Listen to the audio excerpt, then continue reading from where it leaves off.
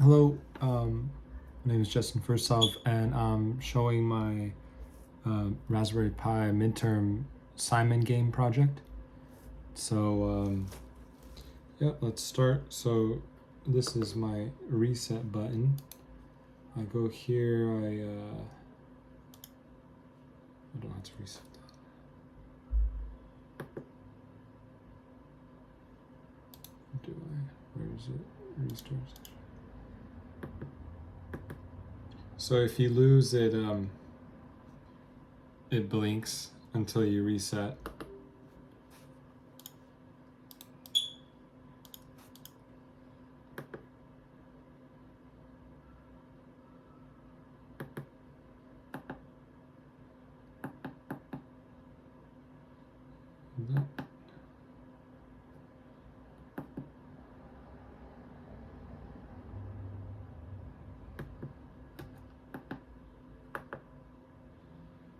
Okay. So you can see that the score increases as you go. So you get 3, then 6, then 10.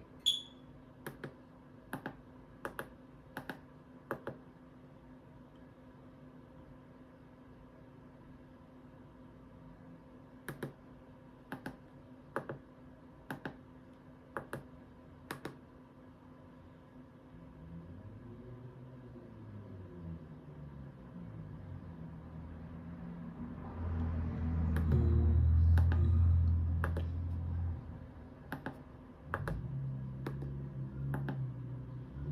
28 points.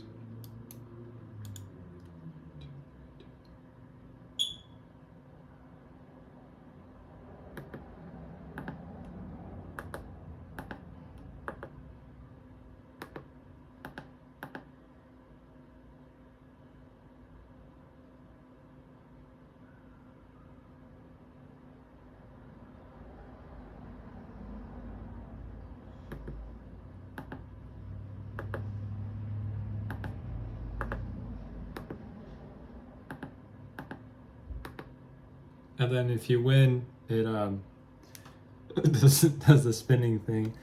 Okay, and then just to show a little bit of the code walkthrough. Yeah. So it's first when you initialize all the stdio, you set up the IO. So let's go there, go to definition. So this is how I set up all the GPIOs. I just do a for loop. I have 4 of each LED and button pins. And then I have the generate pattern. Let's go to there. For the generate pattern, I create like a random number in a range. And so here's my random bits right here. You create them by generating, you create this, you get this offset plus the base address of the Raspberry Pi oscillator.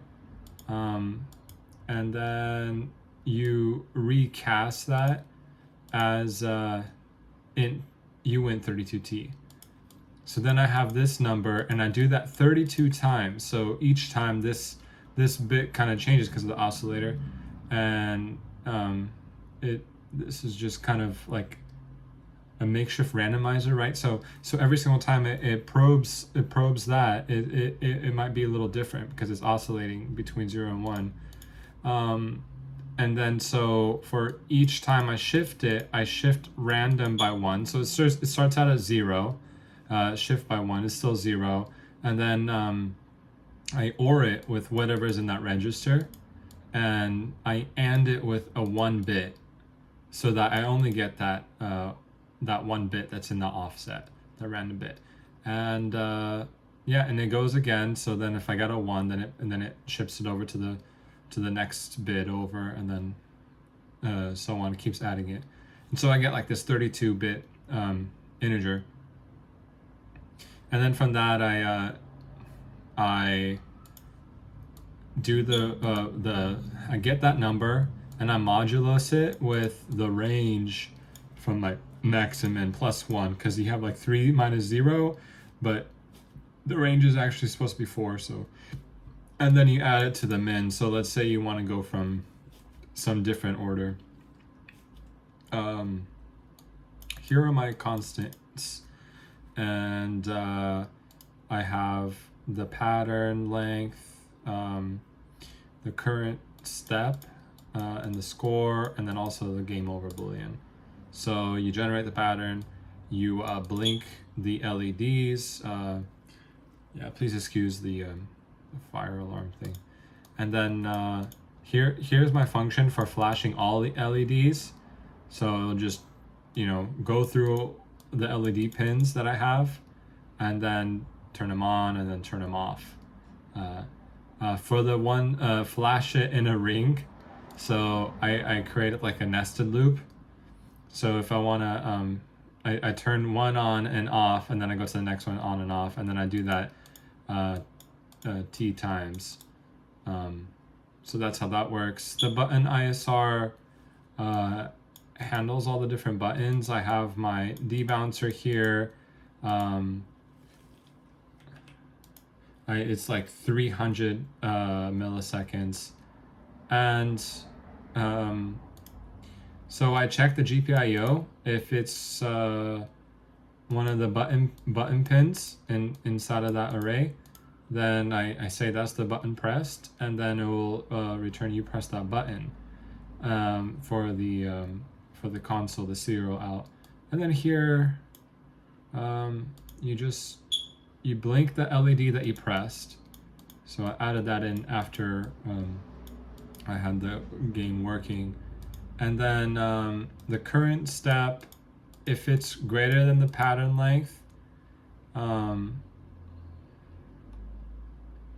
then you increase the score, and then you go to the next. You go to the next random thing. So you increase the score and you go to the next round. That's right. So then it says correct, and then it prints your score. Yeah. So your score gets increased by the pattern length. So you don't get like, 1 and then 2 for round 2 and 3, but you get like 1, and then you get +2, then you get +3, +5, +4, so on. If the button press is not the current pattern, then boom, game over. You flash all the LEDs 3 times, and then I disable the FIFO push blocking. Yeah, here's my setup, my button interrupts. That's where I have and I'm multi-core. So in this one, I used a multi-core to handle the button interrupts.